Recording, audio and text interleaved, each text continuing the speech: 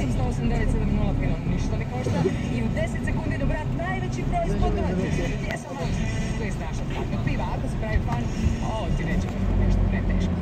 Kreni sad, sad ću požaliti zato kad sam ovo odlučila ovako podijeliti. Biće tu rezanja, preslušavanja i svega, ali držite ti, dakle najbrže ikad. Što reći? Da stavim, mogu. Najveći broj